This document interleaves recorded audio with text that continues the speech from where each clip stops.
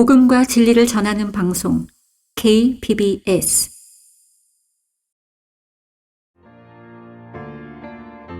신실한 하나님의 종들의 설교 강단의 거성.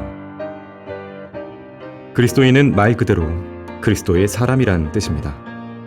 그리스도 외에 아무것도 아닌 사람을 말하는 것이죠. 이 시간 성경에서 말씀하는 하나님의 사람을 박승용 목사의 설교로 전해 듣습니다. 본문은 디모데전서 6장 11절부터 16절까지입니다. 하나님의 사람이라는 제목으로 설교하겠습니다. 하나님의 사람. 시리아 안티옥에서 교회 안에 속한 구원받은 성도들, 그리스도의 제자들을 향해서 그리스도인이라는 호칭이 처음으로 불렸죠. 그리스도인이라는 호칭은 쉽게 말하면 그리스도의 사람이란 뜻입니다.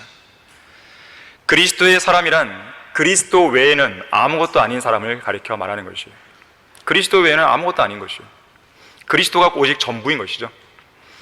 오직 예수 그리스도를 믿음으로 구원받았고 예수 그리스도의 음성만 들으며 예수 그리스도만 따라가는 사람입니다. 예수 그리스도를 통해서만 인생의 의미를 찾을 수 있기 때문에 그리스도인들의 유일한 소망은 주님이 빨리 오시는 것이에요.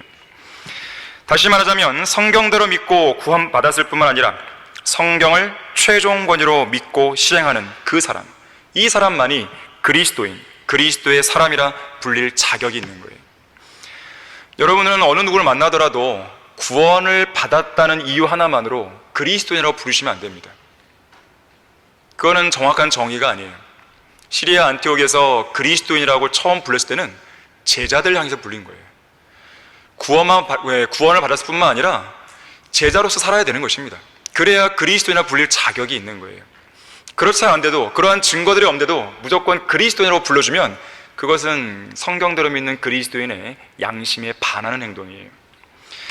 자, 그리스도인이 그리스도 외에는 아무것도 아닌 사람이듯이 하나님의 사람 역시나 하나님 외에는 아무것도 아닌 사람이에요. 자, 그래서 날마다 자기 자신이 죽은 것으로 여기는 삶을 살게 되고 오직 영원히 살아계신 하나님만 드러내고 하나님만 높이는 생애를 살게 됩니다. 하나님의 사람은 하나님의 본성에 동참한 사람입니다. 예수 그리스도의 이름을 부르는 사람이고 죄악으로부터 성별된 사람이고 젊음의 정욕을 피하고 순수한 마음으로 주를 부르며 의와 믿음과 사랑과 화평을 추구하는 그러한 삶을 사는 사람이 바로 하나님의 사람이에요. 특히 하나님의 사람은 하나님의 말씀을 믿음과 실행의 최종 권위로 여기는 사람입니다. 하나님의 사람에게는 절대적인 기준이 되는 그 성경이 손에 쥐어져 있어요. 성경이 주어졌다는 것은 그 말씀을 보존해야 할 책임이 그 사람에게, 하나님의 사람에게 맡겨졌다는 뜻입니다.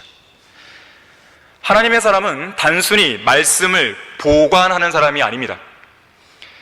그저 인간이 쓴 수많은 책들과 함께 서재나 책상 위에 고스란히 보관해 두었다가 주일날 교회에 올 때만 꺼내드는 그런 사람이 아닙니다. 하나님의 사람은 언제든지 항상 하나님의 말씀을 지키고 보존하는 사람으로서 하나님께서 영감으로 기록하시고 섭리로 보존하신 말씀들 중에서 어느 것 하나도 소홀하지 않는 거예요. 한 말씀 한 말씀 신중하게 짚어가면서 진지하게 묵상하고 철저하게 실행으로 옮기는 사람입니다. 우리 다 같이 디모데 후서 3장 16절 17절 한번 찾아보겠습니다. 자, 디모데 후서 3장 16절 17절입니다. 성경에서, 특히 신약에서요, 하나님의 사람이라는 이 표현이 딱 2번 나오는데 오늘 설교 본문하고 바로 여기서 나오는 거예요. 디모데 후서 3장 16절 17절입니다. 모든 성경은 하나님의 영감으로 주어진 것으로 교리와 책망과 바로잡음과 의로 훈육하기에 유익하니 이는 하나님의 사람이 온전하게 되며 모든 선한 일에 철저히 구비되게 하려 함이니라. 자, 하나님의 사람을 위해서 하나님의 말씀이 영감으로 주어진 거예요. 그래서 하나님의 사람은 이 말씀을 통해서만 온전하게 될 수 있고 또 모든 선한 일에 철저하게 구비될 수 있습니다. 이 서신을 쓰고 있는 바울이 그랬어요. 바울은 그 누구보다도 하나님의 말씀을 통해 철저하게 구비된 하나님의 사람이었습니다. 특히 그의 영적인 아들 디모데, 지금 바울은 디모데에게 이 서신을 쓰잖아요. 디모데는 신약 성경에서 유일하게 하나님의 사람이라는 이 타이틀이 붙여진 유일한 인물입니다. 물론 많은 성도들이 하나님의 사람이었죠. 바울도 하나님의 사람이죠. 근데 디모데에게만 유독 이 표현이 붙어 있는 거예요. 오늘 본문에서 그런 것이죠. 왜 그럴 것일까요? 디모데후서 3장 16절 17절 방금 읽은 이 부분에 답이 있어요. 디모데는 어떤 사람이었습니까? 어렸을 때부터 성경을 알았던 사람입니다. 또 성경을 누구한테 배운 겁니까? 뭐 할머니나 어머니로부터 배운 것도 있겠지만 자기의 영적인 아버지, 자기를 복음으로 구원한 바로 바울에게서 제대로 배운 것이죠. 하나님의 말씀을 제대로 안 사람은 하나님의 사람이라 불릴 자격이 있는 거예요. 하나님의 말씀이 그 손에 있을 뿐만 아니라 그 말씀을 읽고 묵상하고 또 제대로 공부해서 제대로 하나님을 안 사람, 말씀을 제대로 안 사람, 그러한 성경을 지식이 있는 사람, 바로 그러한 사람이 하나님의 사람이라 불릴 자격이 있어요. 하나님의 사람만이 하나님의 사람을 낳을 수 있습니다. 하나님의 사람 바울이 하나님의 사람 디모데를 낳은 것이에요. 바울은 디모데를 무척 사랑했습니다. 나의 사랑하는 아들이라 불렀어요. 주님 안에서 신실한 하나님의 사람이었기 때문에 그래요. 디모데는 바울이 복음으로 낳은 영적인 아들이었고 영적인 아버지 바울과 함께 복음 안에서 신실하게 섬겼습니다. 디모데가 하나님의 사람으로서 보여준 증거는 매우 분명했어요. 성경에 나옵니다. 빌립보서 2장 22절 보니까 너희는 디모데의 증거를 아노니 그랬어요. 디모데의 증거를 아노니 마치 아들이 아버지와 함께 섬긴 것처럼 그가 복음 안에서 나와 함께 섬겼느니라. 디모데는 바울이 가르쳐준 대로 사역했고 권면했고 또 바울처럼 주님의 일에 열심히 수고했습니다. 심지어 그리스도 예수의 일을 위해서라면 자신과 관련된 모든 일을 기꺼이 내려놓을 줄 아는 사람이었어요. 다른 성도들의 형편도 진심으로 염려하는 성도였습니다. 다른 지체들이 겪는 힘든 문제들도 자주 돌아보곤 했던 신실한 동역자 중에 가장 신실한 동역자였어요. 하나님의 사람인 바울의 사역도 중요하지만 하나님의 사람인 디모데의 동역자로서의 사역도 매우 중요한 것이죠. 교회 안에 디모데처럼 같은 믿음과 진리를 따라 영적인 목자와 생각을 같이 하고 함께 사역을 동역해 나갈 수 있는 그런 성도가 많아야 돼요. 그런 성도가 많으면 많을수록 교회는 강성해집니다. 다른 말이 필요 없는 것이죠. 신앙은 말로 하는 게 아닙니다. 행동으로 하는 것이에요. 구원은 믿음만으로 받을 수 있지만 구원 이후의 삶은요, 행동으로 입증이 돼야 되는 거예요. 그리스도인으로서의, 하나님의 사람으로서의 그런 모습을 드러내야 되는 것이에요. 자, 그러한 디모데에게 사도 바울은 오늘 본문에서 하나님의 사람으로서 마땅히 해야 할 일들을 명령하고 있습니다. 이 명령은 단순한 권면이 아닙니다. 이 명령은 만물을 살리시는 하나님 앞에서 하는 명령이에요. 선한 고백으로 증거하신 그리스도 예수 앞에서 내리는 명령입니다. 이 명령은 유일하신 통치자시오 만왕의 왕이시고 만주의 주시며 불멸하시고 어떤 사람도 접근할 수 없는 빛 가운데 거하시며 눈으로 볼 수도 없는 분, 영원한 존귀와 능력을 지니신 주 예수 그리스도 앞에서 주는 명령인 것이에요. 이제 곧 저 공중과 또 이곳 지상에 나타나실 분이시며 우리 모두 반드시 그 앞에 서서 우리 몸으로 행한 모든 일들에 대해 평가를 받게 될 바로 그분, 모든 피조물이 두려움으로 섬기고 사랑과 감사로 모든 찬양과 영광과 존귀를 영원토록 돌려야 할 전능하신 하나님 앞에서 내리는 명령인 것입니다. 엄중하겠죠? 그냥 하는 명령이 아닙니다. 성경에는 많은 명령들이 있지만 이렇게 엄중한 명령은 없는 거예요. 이 명령에 엄중함을 안다면 하나님의 사람으로 서 있는 여러분들은 그 어떤 명령보다도 오늘에 주어지는 이 명령을 더 신중하게 받아들여야 될 것이에요. 자, 하나님의 사람에게 주시는 명령들은 무엇입니까? 첫 번째로 하나님의 사람인 너는 이것들을 피하라고 오늘 본문에서 말씀하고 있습니다. 피하라고 그랬어요. 먼저 피해야 돼요. 그 다음에는 추구하라고 그랬는데 추구하기 전에 먼저 피해야 됩니다. 뭘 피하라는 겁니까? 이것들 그랬어요. 이것들이 무엇입니까? 바로 앞선 문맥에 이것들에 대한 구체적인 내용이 쭉 언급되고 있습니다. 우선 3절 보니까요, 건전한 말씀, 예수 그리스도의 말씀과 경건에 따른 교리에 일치하지 않는 모든 가르침을 피하라는 거예요. 성경 말씀과 다르게 가르치는 교회들과 목사들과 성경 교사들 만났습니까? 피하세요. 그들과 굳이 한 자리에 앉아서 이야기할 거 없어요. 교회 현판을 달고 첨탑 꼭대기에 십자가를 달았다고 해서 하나님께서 인정하시고 승인하신 교회가 되는 게 아니에요. 십자가만 달면 다 교회가 되는 게 아닙니다. 구원받은 사실은 죽어봐야 알 수 있는 일이라고 성경과 다르게 가르치는 목사들을 만나면 피하세요. 교회는 대환란을 통과해야 한다고 가르치는 성경 교사들과는 어떤 말도 섞을 게 없습니다. 창세전에 하늘나라 갈 사람과 지옥 갈 사람이 예정되어 있다고 가르친다든지, 끝까지 견뎌야 구원받을 수 있다든지, 구원을 잃어버릴 수 있다든지, 믿음만으로는 구원받지 못하며 반드시 그에 합당한 행위가 필요하다든지, 세례 또는 유아 세례를 받아야 구원받을 수 있다든지, 그런 식으로 가르치는 목사가 있다면 밥도 같이 먹어서는 안 됩니다. 시간 낭비예요. 사람이 보고 듣고 읽고 느끼고 만질 수 있는 책 형태의 성경, 우리 손에 들려있는 성경, 이 성경은 절대로 최종 권위가 될 수 없다고 말하는 그런 목사를 만났습니까? 그런 목사와는 어떤 길도 함께 갈 필요가 없습니다. 성경은 비유적 또는 영적으로 해석해야 한다고 가르치는 성경 교사를 만났습니까? 교회가 앞장서서 이 땅에 지상 왕국을 세우고 나서야 예수님이 재림하신다라는 후천연주의 목사를 만났습니까? 크리스마스와 부활절을 지키지 않고 주기도문과 사도신경을 하지 않는 교회는 이단이라고 가르치는 그런 교사를 만났습니까? 교단에 가입되지 않는 교회는 이단이라고 말하는 그런 목사를 만났습니까? 방언과 신유를 강조하고 오중복음이니 삼중축복이니 삼박자 구원이니 하면서 그런 것들이 성령의 역사라고 가르치는 은사주의 목사를 만났습니까? 자, 그런 사람들과는 사귈 생각하지 마세요. 그런 사람들은 한두 번 훈계하고 권면한 후에 그래도 입장을 바꾸지 않으면 아예 거절해버리세요. 밥 존스 시니어 목사님은 이렇게 말했습니다. 옳은 길은 항상 올바른 목적지로 이끈다. 옳은 길은 누구와 함께 가더라도 타협이 아니지만 그릇된 길은 누구와 함께 가도 타협이며 단 한 발자국을 가더라도 타협이 된다 그랬어요. 자, 우리는 절대로 타협 없습니다. 비성경적인 교리에 관한 한, 비성경적인 실행에 관한 한, 그러한 믿음에 관한 한 절대로 타협이 없어요. 하나를 타협하면 둘을 타협하게 됩니다. 둘을 타협하면 셋을 타협해야 돼요. 결국 그 교회는 폐교해 버리는 것이에요. 자, 뭘 피해야 됩니까?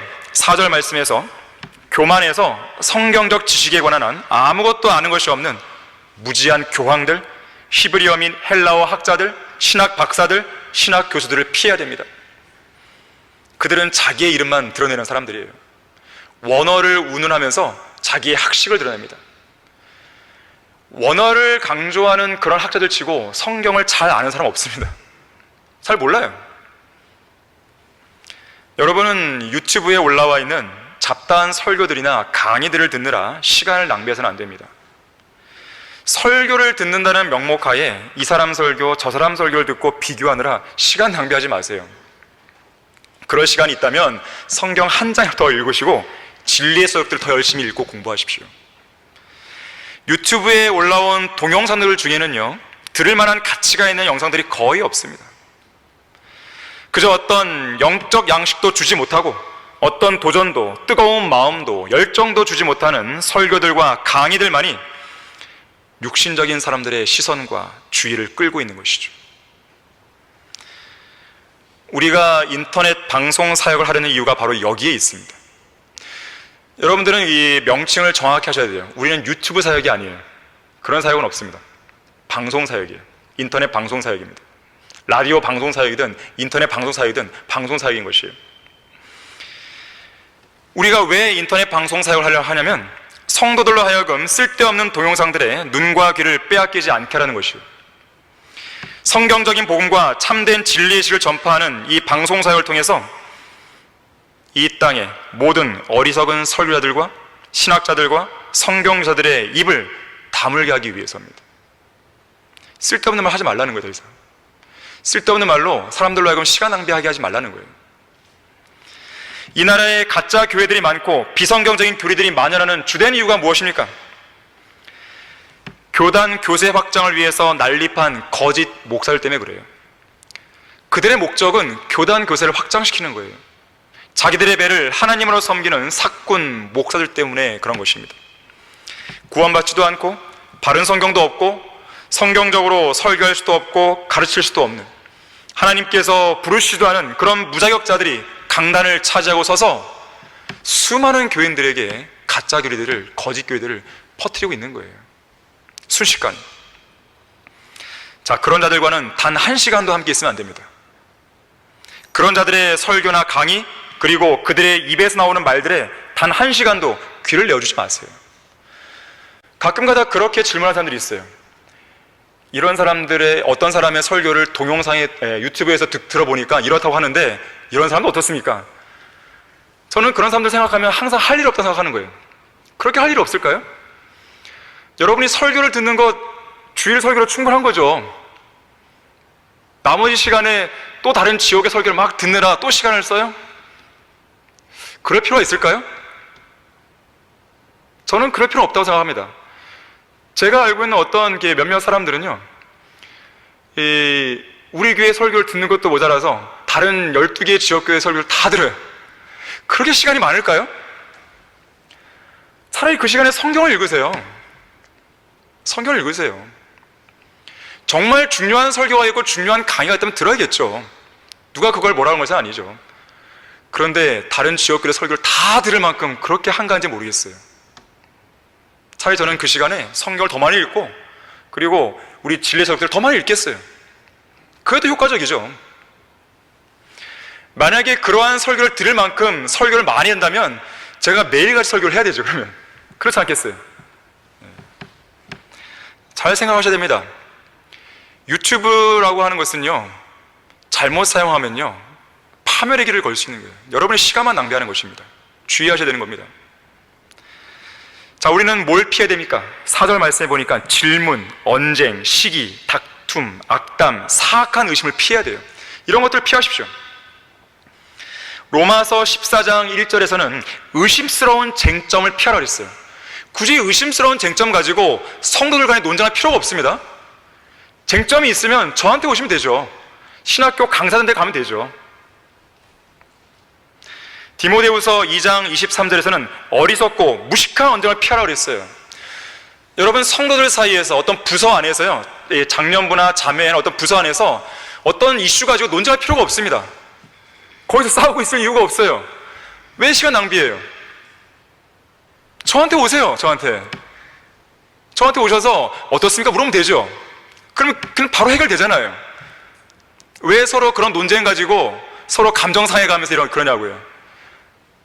누가 그걸 좋아하겠습니까? 마귀가 좋아하는 것이죠. 그거는 성경대로 믿는 그리스도인의 올바른 모습이 아닙니다. 그런 불필요한 논쟁을 화두로 꺼낼 이유가 없어요. 궁금하면 오세요. 언제든지 물어보십시오. 명쾌하게 답해드릴 테니까. 왜 그런 논쟁이 일어나는지 아십니까? 자존심이에요. 교만입니다. 잠언의 말씀에도 다툼은 오직 교만으로만 온다 그랬어요. 디모데전서 6장 20절에서는 비속하고 허황된 말장난과 거짓되이 일컬어지는 과학의 반론을 피하라 했습니다. 또 본문 이어지는 5절에서 마음이 부패한 자들과 진리를 상실한 자들, 그리고 이익이 뭡니까? 돈을 많이 버는 거죠. 이것을 경건이라고 생각하면서 무익한 논쟁이나 일삼는 사람들도 피해야 됩니다. 이 나라 기독교계 안에는 마음이 부패한 자들이 질비해 있어요. 그들은 마음뿐만 아니라 교리까지도 부패인 자들입니다. 자, 그들의 마음이 부패한 이유가 뭘까요? 그들이 갖고 있는 성경이 부패했기 때문에 그래요. 그들의 교리가 부패한 이유는 뭘까요? 그들의 성경이 오염되고 타락했기 때문에 그렇습니다. 변개된 성경을 영어로 corrupt 바이블 그래요. corrupt가 뭐예요? 부패했다는 거예요. 부패한 성경입니다. 썩은 성경입니다. 오염된 성경인 것이에요. 변개된 성경이에요.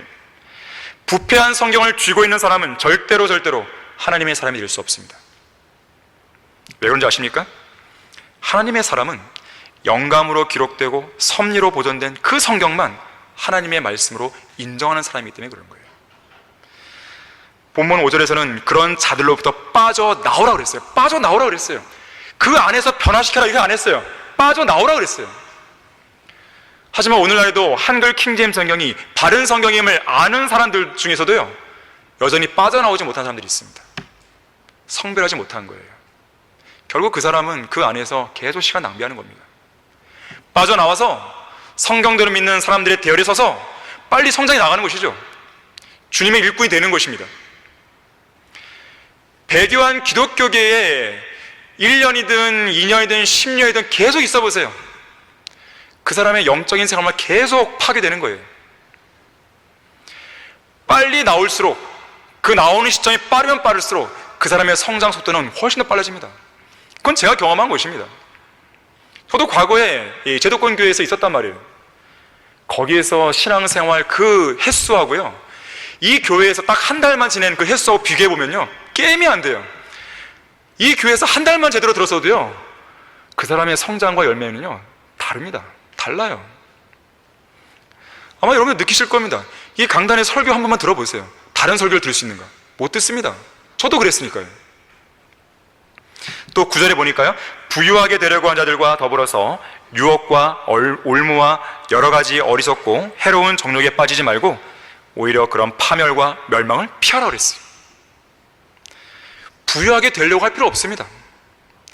부유하게 되려고 할 때는요, 반드시 목적이 있어야 돼요. 왜 부유하게 될 것이냐? 저는 주님을 위해 사용하겠습니다. 그럼 하나님 복 주시겠죠. 왜 복을 안 주시겠습니까? 저는 제가 잘 먹고 잘 살게요. 그 복 주시겠습니까, 하나님께서? 그렇게 되는 순간 배교해 버릴 텐데. 하나님이 잘 아시죠, 사람의 속성을. 10절에서도 돈을 사랑하는 걸 피하라 그랬습니다. 자, 이 외에도 여러분들이 성경에서 피하라는 명령에 대해서 한번 찾아보세요. 예를 들면 이런 게 나와요. 고린도전서 6장 18절 보니까 음행을 피하라 했어요. 음행을 피하라. 또 고린도전서 10장 14절 보니까 우상 숭배를 피하라 그랬어요.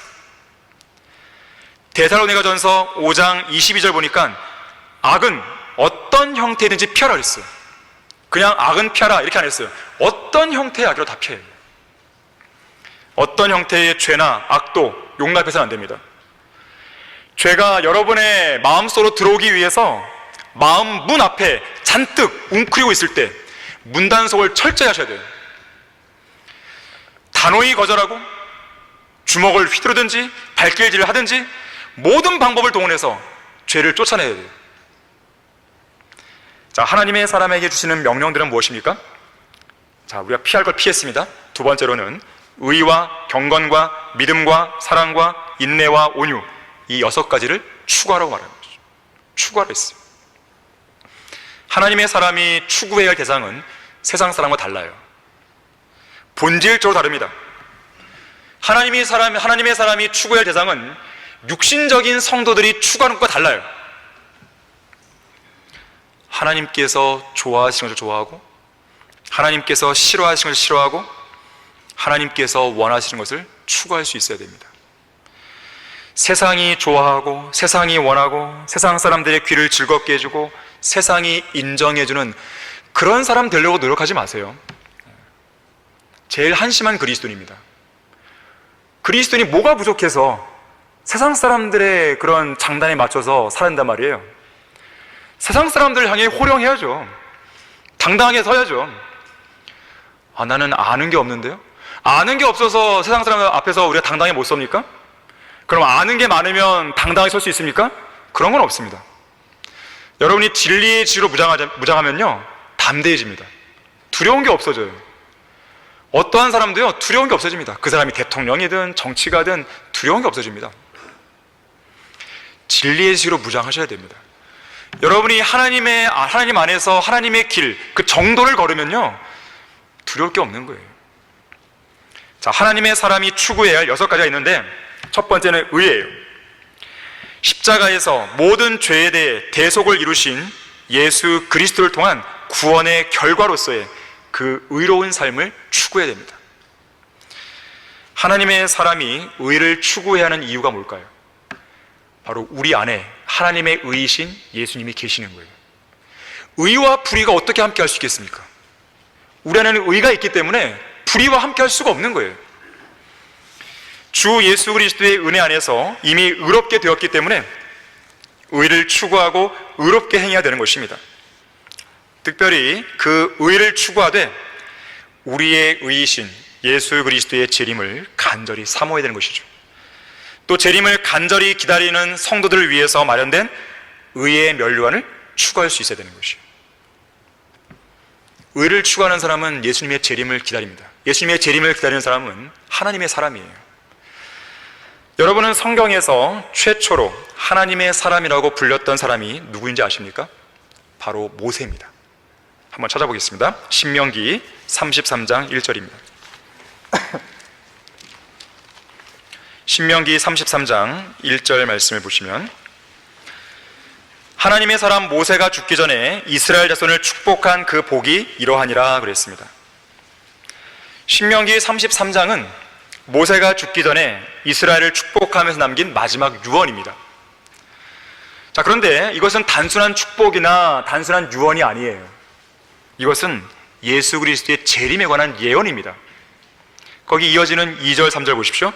그가 말하기를 주께서 시내에서 오시어 세일에서 일어나시고 파란 산에서 비치시며 그가 수많은 성도들과 함께 오셨으니 그분의 오른손으로부터 그들을 위한 불같은 율법이 나갔도다. 정녕 그분께서 그 백성을 사랑하셨으며 모든 그분의 성도가 주의 손안에 있으니 그들이 주의 발 아래에 앉아서 모두가 주의 말씀들을 받으리다 하더라. 자, 하나님의 사람인 모세가 재림을 예언한 것이에요. 자, 이것은 하나님의 사람이 선포해야 할 메시지가 무엇인지를 우리에게 잘 보여주는 거예요. 세상 제도권 교회들이 하나님의 사람들로 가득 찼다면 또 그러한 제도권 교회 교인들을 양육하는 그 목사가 하나님의 사람이라면 예수님의 재림을 이야기해야 돼요.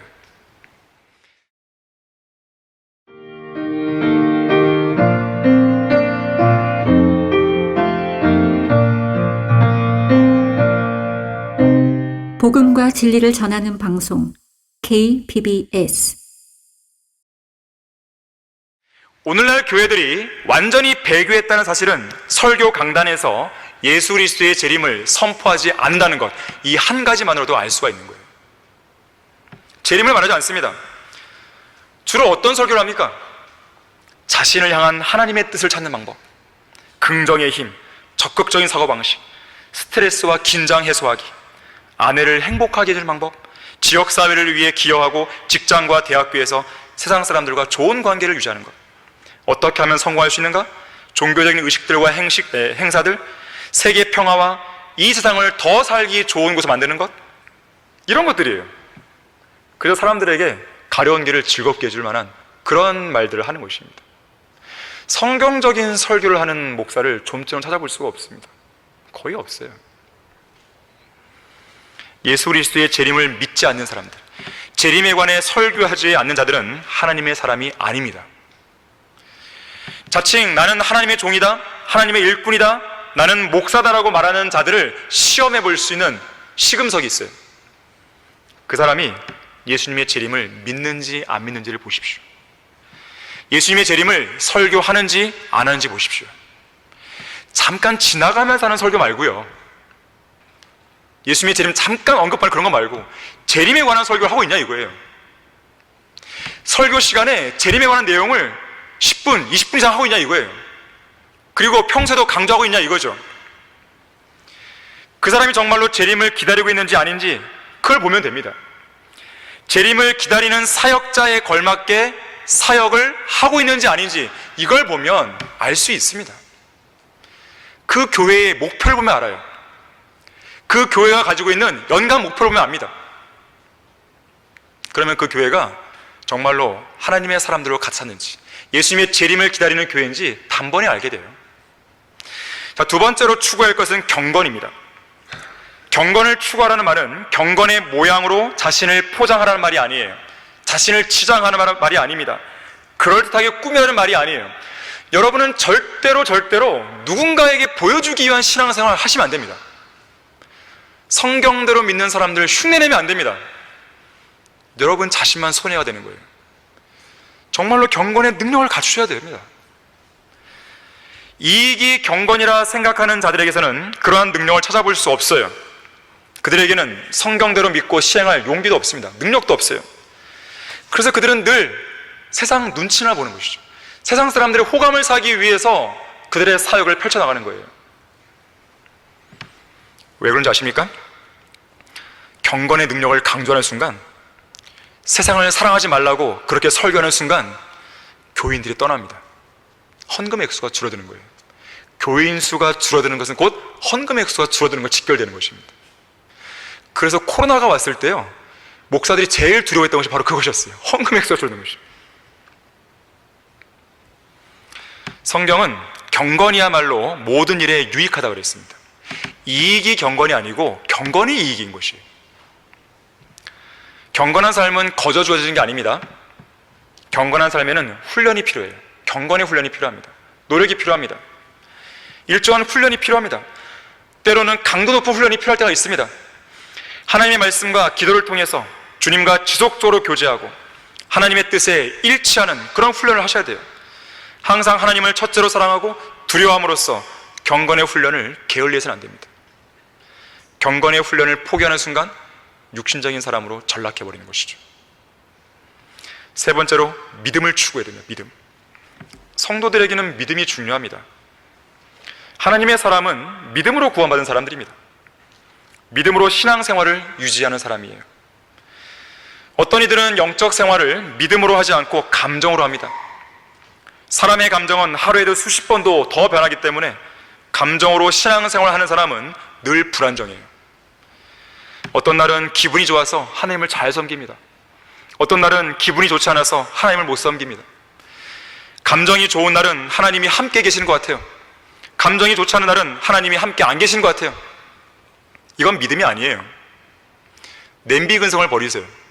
한참 끌어올랐다가 푹 꺼지는 그런 그리스도인은 하나님의 사람이 아닙니다. 그런 사람은 결국 폭풍우에 이리저리 밀려다니다가 파손해버립니다. 믿음이 파손해버리는 거예요. 하나님의 사람은 믿음을 추구함으로써 그 믿음을 굳게 붙들어야 되는 것이죠. 자, 하나님의 사람이 추구할 대상 네 번째는 사랑이에요. 이 사랑은 누가 줬습니까? 하나님이 주신 것이에요. 로마서 5장 5절에서는 소망이 부끄럽지 않은 것은 우리에게 주신 성령에 의하여 하나님의 사랑이 우리 마음속에 부어졌기 때문이라고 했어요. 자, 우리 마음속에 하나님의 사랑이 부어졌어요. 자, 우리의 힘으로는 사랑할 수 없습니다. 우리의 힘으로는 사랑할 수 없어요. 옆에 있는 지체조차도 사랑하기 어려워요. 우리의 힘으로는. 하지만 우리 안에 부어져 있는 하나님의 사랑을 가지고 사랑해야 돼요. 하나님, 저의 힘으로는 안 됩니다. 저를 대신해서 주님의 사랑을 보여주십시오. 주님의 사랑을 나타내 주십시오. 주님께서 저를 대신해 사랑해 주십시오. 하나님의 사랑이 우리 안에 부어져 있어요. 하나님의 사람은 구원받기 이전에는 결코 하지 못했던 사랑을 이제는 할 수 있게 된 거예요. 돈을 사랑하고 자기 자신을 사랑하고 육신의 정욕과 안목의 정욕과 생의 자랑을 사랑하고 세상이나 사랑하며 살았던 그 사람이 구원받은 이후로, 하나님의 사랑이 부어진 이후로 이제는 제대로 된 사랑을 할 수 있게 된 것입니다. 다시 말하자면 하나님을 사랑하게 됩니다. 성경을 사랑하게 돼요. 성도들을 사랑합니다. 찬양과 경배를 사랑합니다. 죄송합니다. 예배를 사랑하게 된 것이죠. 주님 안에 있는 모든 것을 사랑하게 됩니다. 주님을 기쁘시게 드리는 모든 것을 사랑하게 됩니다. 이 사랑은 저 하늘에서 내려온 사랑이에요. 우리 안에 충만하게 부어져 있는 사랑입니다. 여러분이 마음만 먹으면 이 사랑을 얼마든지 활용할 수 있어요. 하나님 안에서 우리에게 주어진, 선물로 주어진 그 사랑을 우리는 쓰면 되는 것입니다. 다섯 번째로 인내를 추구해야 됩니다. 경건하게 살고자 하는 모든 사람에게는 박해와 고난이 있기 때문에 여기에는 인내가 필요합니다. 또한 우리는 보이는 것이 아니라 보이지 않는 것을 믿고 바라는 사람들이기 때문에 인내가 필요합니다. 노아의 대홍수 때 노아는 120년 동안 인내가 필요했습니다. 의의 전파자로 살아가는 데 있어서 인내가 필요했어요. 또한 노아의 방주 안에 그 있는 1년의 기간 동안 역시 인내가 필요했습니다. 그 기간 동안 하나님, 저 언제 나가요? 이런 말 안 했어요. 120년 동안 주님 언제 비 오는 겁니까? 이런 말 안 했어요. 인내로 주님만을 믿고 확신하면서 기다린 것이죠. 주님 언제 오십니까? 물론 이런 말 할 수 있겠죠. 우리의 마음이 너무 간절하니까. 하지만 그런 가운데서 우리가 불평하는 것이 아니라 주님께서 하루라도 속히 빨리 오시기를 간절히 바라는 그 마음에 우리의 믿음의 선한 싸움을 인내로 묵묵히 감당해 나가는 것이에요. 마지막 6번째로 온유를 추구해야 됩니다. 모든 사람들에게 온유해야 되고 때로는 반대하는 자들을 온유함으로 바르게 잡아주어 그들로 하여금 진리를 깨닫게 해줄 필요도 있습니다. 가족을 구원하는 것이 가장 힘듭니다. 가장 힘들어요. 왜 그럴까요? 나를 너무나 잘 알아요. 나의 문제를 너무나 잘 알기 때문에 가족을 구원하기가 가장 힘듭니다. 그래서 가족을 구원할 때는 인내가 필요해요. 자, 우리 가운데서 영적 전쟁을 가정 안에서 치르는 그런 형제 자매들이 있습니다. 저는 그들의 고충을 잘 알아요. 하지만 그럴 때일수록 인내가 필요합니다. 인내가 필요해요. 서두르면요 더 안 돼요. 이를 그르칩니다. 여러분의 아내를 성경대로 믿는 사람들로 인도하기를 원하십니까? 여러분의 남편을 성경대로 믿는 사람들로 인도하기를 원하세요? 인내의 기도가 필요합니다. 인내의 기도가 필요해요. 성경적인 지식에 관한 한 절대로 타협하면 안 되지만 다른 모든 것들은 다 양보하셔야 돼요. 뭘 위해서? 진리의 말씀으로 그 사람을 인도하기 위해서요. 하지만 진리의 식만큼은 양보하시면 안 돼요. 절대로. 인내가 필요합니다. 그리고 온유가 필요한 것이죠. 이 온유란 것은요, 흔히들 오해하듯이 그저 유약하고 피동적이며 무조건 양보만 하고 화도 내지 않고 무기력하고 기가 죽어 있고, 그게 온유 아닙니다. 오히려 온유는 하나님을 두려워하는 가운데 겸손한 겁니다.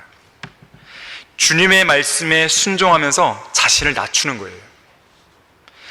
불의에 대해서는 담대하게 항거하면서 모든 악에 대해서는 용기 있게 대적하면서 복음 전파와 진리 수호를 위해서라면 담대함과 불굴의 의지와 믿음으로 무장하면서 부드러운 태도로 다가서는 것이에요.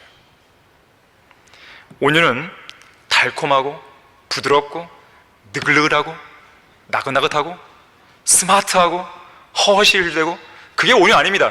오해하시면 안 돼요. 모세는 온유한 사람이었죠. 죄를 지은 이스라엘 백성들 앞에서 십계명을 어떻게 했어요? 깨트려버렸습니다. 참 대단히 온유하죠.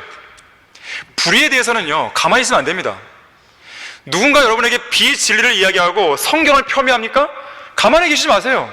왜 그걸 당하고 계십니까? 당장 그 사람의 입을 막아야 됩니다. 손으로 막는 게 아니라 성경적인 말씀을 제시해서 당신은 큰 죄를 지은 것이라고 이야기할 수 있어야 됩니다. 온유는 겸손하되 굳건해야 되는 것이죠. 온화하되 강건해야 돼요. 명랑하되 경박하지 말아야 됩니다. 친절하되 엄숙해야 돼요. 진지하되 기쁨에 넘쳐야 됩니다. 이게 온유예요. 양면성이 있습니다. 온 우주에서 가장 마음이 온유하고 겸손하신 분은 예수 그리스도시죠. 자, 그런데 예수 그리스도께서는 사복음서에서 79절 이상을 지옥에 대해 말씀하셨어요. 온유하신 분이. 특히 8번에 걸쳐서 지옥에 관해 설교했어요. 3년 반의 공생의 기간을 고려해보면 6개월에 한 번꼴로 지옥을 설교하신 거예요. 온유하신 분이 그랬습니다. 하나님의 사람에게 주시는 명령들은 무엇입니까? 마지막 3번째로 믿음의 선한 싸움을 싸우고 영원한 생명을 붙잡으라는 명령이에요.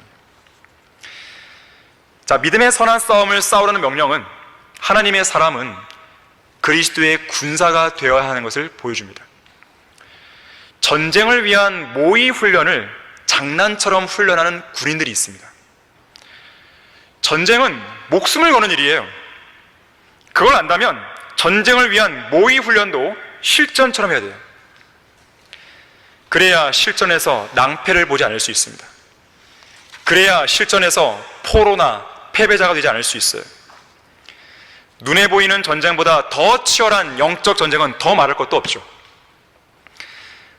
우리가 킹제임스 성경 신학교에서 가르치는 교육 과정은 실전과 같은 훈련 과정입니다.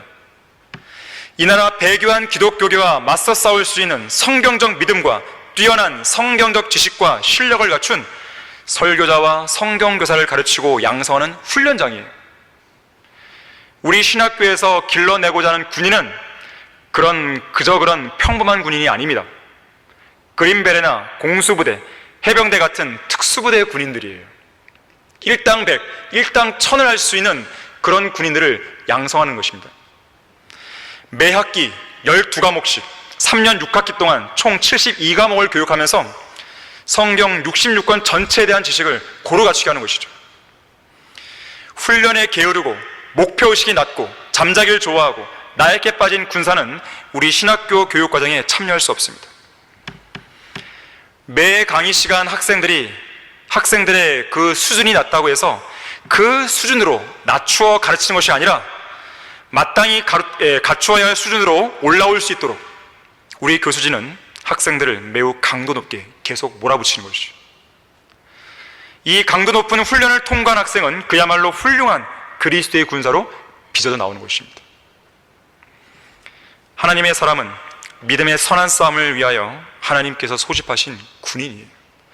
군인은 싸우는 사람이에요. 싸워야 정상이에요. 안 싸우면 그건 군인이 아니에요. 옛날 군인들은 전장에서 싸우다가 죽는 걸 가장 큰 영예로 생각했어요. 우리도 마찬가지예요. 우리는 믿음의 선한 싸움을 싸우다 죽어야 돼요. 싸우다가 주님의 부르심을 받아야 되는 것입니다. 그래서 옛날 군인들은 전시가 아닌 평화로운 시기에 죽는 걸 불명예로 생각했어요. 차라리 전장에 참전해서 싸우다 죽겠다 하는 것이죠. 구원받은 그리스도인도 마찬가지예요. 사도 바울도 마지막 죽음의 문턱에서 뭐라고 그랬습니까? 내가 선한 싸움을 싸우고 달려갈 길을 마치고 믿음을 지켰다 그랬어요. 그 세 가지 중에서 하나가 선한 싸움을 싸우다가 지금 죽는 거예요. 믿음의 전장을 누비며 용감하게 싸우다가 영예로운 최후를 맞는 것이죠. 옛날 찬송시에 이런 가사가 있습니다. 나는 십자가의 군사인가? 어린 양을 따르고 있는가? 주님의 뜻을 따르기를 겁낼 것인가? 주님의 이름을 말하는 것을 부끄러워하랴? 다른 이들은 상을 타기 위해 싸우고 피로 물든 바다를 항해하고 있도다. 내가 창공에 올라가서 꽃들로 만든 안락의 침상에서 나 혼자 누워있으랴 그랬어요. 혼자 누워있겠습니까? 다른 사람 다 싸우고 있는데. 여러분들은 하나님의 사역에 있어서요 방관자가 되어서는 안 됩니다. 어떠한 형태로든지 여러분의 몫을 하셔야 돼요. 그 몫이 무엇인가는 제가 알려드릴 수는 없어요. 여러분이 찾는 것이에요. 그것이 기도다, 기도하시는 거예요. 물질로 후원하는 것이다, 하시면 돼요. 직접 몸으로 뛰는 것이다, 뛰시면 되는 겁니다. 나는 지금 몸으로 뛸 수 없다, 기도하시면 되는 거예요. 어떤 형태든지. 단 한마디에 위로를 할 수도 있잖아요. 단 한마디에 격려를 할 수 있잖아요. 자, 하나님의 사역에 동참하는 방법은 여러 가지입니다. 문제는 마음의 문제예요. 내가 어떻게 할 것인가. 함께 싸워야 돼요. 함께 일해야 돼요. 함께 이 경주를 달려가야 되는 것이에요. 우리는 함께 단체상을 받을 수 있어야 됩니다. 어떤 한 사람만 독보적으로 뭔가를 해서 하는 게 아니에요. 우리 성경대로 믿는 그리스도인의 대열에 선 사람들은 성경대로 믿는 그리스도인으로서의 그런 멋있는 단체상을 얻을 수 있어야 되는 거예요. 그리스도인은 첫째도 군인이요, 둘째도 군인이요, 셋째도 군인임을 잊지 말아야 됩니다. 하나님께서 세우신 모든 신실한 일꾼들의 공통점은 그들이 끝까지 싸웠고 끝까지 달렸다는 거예요. 단 한 번도 자신에게 주어진 칼을 제멋대로 중간에 내려놓은 적이 없어요. 달리다가 그만둔 사람 없습니다. 몸이 약하거나 지식이 부족하거나 나이가 많다는 사실이 우리가 영적 전쟁에서 싸우지 못하는 그 이유가 될 수는 없어요. 빌리 선데이가 그랬잖아요. 죄와의 싸움에서 자기가 너무 늙어서 자신의 주먹과 발에 죄와 싸울 힘이 없다. 그러면 나는 잇몸으로라도 싸우겠다 그랬어요. 이가 없으면 잇몸으로 씹는다 그랬잖아요. 그런 광고보다 못한 사람이 되어야 되겠습니까? 그래서는 안 되겠죠. 세상 사람들은 수명이 닿으면 죽겠지만 하나님의 사람은 각자가 싸워야 할 그 전쟁이 끝나야 죽는 거예요. 주님께서 그만 달려라, 이제 됐다, 그때까지 하는 거예요. 자, 그런가 하면 하나님의 사람은 영원한 생명을 붙잡고 살아야 됩니다. 자, 이것은 영원한 생명을 얻기 위해서 인내의 행위로 끝까지 견뎌라, 그런 말이 아닙니다. 우리의 구원은 영원히 보장되는 것이에요. 이미 예수 그리스도의 구속을 통해서 우리는 영생을 가진 사람들이에요. 그래서 영생을 끝까지 지키기 위해서 뭘 해야 되는 게 아닙니다. 여기서 말하는 영생은 이 영생에 대한 즐거움을 충분히 누려라, 이와 연관된 표현이에요. 영원한 생명을 붙잡으라는 것은 바로 그런 명령입니다. 영생에 대한 즐거움을 충분히 누리라는 의미에서 주어지는 명령입니다. 자, 궁극적으로는 교회의 휴거 이후에 우리가 반드시 서게 될 그리스도의 심판석에서 온전한 상급과 유업을 받을 거 아니겠습니까? 아마 그때가 되면 여러분은 실감할 거예요. 이것이구나, 정말. 나에게 주어진 영원한 생명이, 그런 영원한 생명을 누리는 것이 바로 이런 거구나. 자, 그러한 기쁨과 그러한 즐거움을 바로 이 땅에서 누리고 있으라는 거예요. 그런 의미에서 영원한 생명을 붙잡고 있으라는 것입니다. 하지만 예수 그리스도를 믿은 이후로 각자 자기 몸으로 행한 것들에 따라 받게 될 상급과 보상의 정도는 사람마다 다를 거 아니겠습니까? 또 그로 인해 누리는 영원한 생명에 대한 즐거움도 다르겠죠. 영원한 상급과 유업과 보상을 많이 받은 사람과 적게 받은 사람과 아무것도 받지 못한 사람과 비교해 보세요. 즐거움이 똑같겠습니까? 다릅니다. 그래서 영원한 생명을 얻은 사람은 저 영원에서 그 영원한 생명에 대한 즐거움을 더 풍성하고 더 크게, 더 온전하게 누리기 위해서 바로 이 땅에서 영원한 생명을 붙잡으며 살아야 되는 거예요. 다시 말하자면 그날을 대비하며 살라는 것입니다. 하지만 영원한 생명을 얻었음에도 마치 영원한 생명을 얻지 않은 사람들처럼 그렇게 사는 성도들이 있습니다. 몸은 분명히 옛날 교회들과 거짓 교리와 세상적인 죄들로부터 성별했는데 여전히 머릿속 생각과 마음은 성별되지 않은 성도들이 있습니다. 몸은 지금 이 교회에 왔는데 마음과 생각으로는 하나님께 경배를 드리지 않는 성도들이 있는 것이죠. 몸은 기도하기 위해 앉아 있는데 여전히 그 생각은 하나님께로 향하지 않는 성도들이 있어요. 자신의 입으로는 그리스도의 심판을 말하는데, 자신의 입으로는 예수 그리스도의 재림을 기다린다고 말을 하는데 그의 마음속 생각은 이미 떠나 있는 것이죠. 이런 성도들은 영혼을 온전히 붙잡고 사는 성도들이 아닙니다. 자, 우리는 인생에서 두 번의 인생 대역전을 경험한 사람이에요. 한 번은 뭡니까? 구원받았을 때예요. 또 한 번은 뭡니까? 성경대로 믿는 그리스도인이 되었을 때입니다. 자, 그렇다면 자신에게 그렇게 역사적인 사건이 일어났다면 마치 그것이 일어나지 않은 것처럼 그렇게 살아서는 안 되겠죠. 마치 출애굽은 했는데 분명 그들은 홍해를 건너므로써 이집트와 완전히 단절했는데 여전히 그들의 생각 속에는 이집트의 고깃국을 찾고 이집트 안에 있는 세상의 모든 것을 찾았던 이스라엘 백성들, 그런 사람들처럼 살아서는 안 되는 것이죠. 언젠가 그 탈북자들을 돌보는 그런 사람들의 가장 큰 고충에 대해서 들은 적이 있어요. 가장 큰 고충이 뭐냐면 이 탈북자들의 생각을 바꾸는 거라 그래요. 자, 그들의 몸은 넘어왔잖아요. 그들의 몸은 공산주의 진영에서 자유주의 진영으로 넘어왔습니다. 하지만 그들의 생각은 아직도 공산주의 사고방식이 남아있는 거예요. 이미 예수 그리스도를 믿고 새로운 피조물이 되었는데 여전히 세상 사람처럼 살고 있는 그리스도인이 되면 안 되는 것이죠. 우리는 그런 사람들을 육신적인 그리스도인으로 부르는 거예요. 하나님의 사람이면서도 여전히 하나님의 사람처럼 살고 있지 않다면 문제가 심각합니다. 성경대로 믿는 교회에 다닌다면 성경대로 믿는 사람처럼 살아야 돼요. 영원한 생명을 얻었다면 영원한 생명을 얻은 성도답게 살아야 되는 거예요.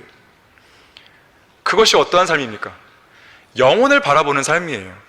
영혼의 가치를 두는 삶입니다. 이 땅의 삶의 문제에 대해서 전전긍긍하지 않는 사람이에요. 우리가 직면하는 현실적인 문제는 아무것도 아닌 거예요. 따지고 보면 고등학교 이 수험생들을 보세요. 고등학교 3학년 되면 수능이 가장 큰 벽이잖아요. 가장 큰 인생의 문제잖아요. 그런데 나중에 수능을 다 끝내고 나이가 들고 돌아보면 정말 아무것도 아닌 생각이 든단 말이에요. 마찬가지입니다. 우리가 저 하늘에 갔을 때는요, 내가 왜 이런 현실 임대 때문에 전전긍긍했을까? 아마 그렇게 생각할 사람도 있을 거예요. 좀 높은 가치관을 가져야 돼요. 높은 시각, 높은 산 위로 올라가서요, 좀 세상 일들을 조망해 볼 수 있어야 됩니다. 결론을 맺겠습니다. 오늘 본문 14절에서는 우리 주 예수 그리스도께서 나타날 때까지 흠없고 책망받을 것도 없이 이 명령을 지키라고 그랬어요. 여러분이 하나님의 사람이라면 오늘 우리에게 주신 세 가지 명령을 주님 오실 때까지 지키는 거예요. 하나님의 사람은 그 인생이 다 끝날 때까지도, 다시 말해 죽는 그 순간까지도 하나님의 사람으로 남아 있어야 돼요. 그렇게 하려면 오늘 주어진 세 가지 명령을 온전히 지켜야 됩니다. 오늘날처럼 더 어둡고 더 부패했고 더 위선적이었고 더 썩었던 시대는 없어요. 하지만 빛이라고 하는 것은 가장 어두울 때 더 빛이 납니다. 하나님의 명령을 실행하는 하나님의 사람은 가장 배교한 시대에 가장 빛을 발하기 마련이에요. 매 시대마다 하나님을 첫째로 사랑하고 첫째로 두려워하는 하나님의 사람들이 있어 왔지만 지금처럼 하나님의 사람들이 더 절실히 요청된 적도 없습니다. 하나님께서는 지금 그러한 사람을 찾고 계세요. 진리가 진리되지 못하게 만드는 그런 삶은 의미 없는 인생입니다. 하나님의 사람은 하나님의 사람으로 살 때에만 인생의 진정한 의미를 찾을 수 있어요. 여러분 모두가 하나님의 사람들로서 주님께서 오실 때까지 신실한 하나님의 사람으로 살아남기를 바랍니다. 다 같이 기도하겠습니다. 이상 강단의 거성을 마치겠습니다.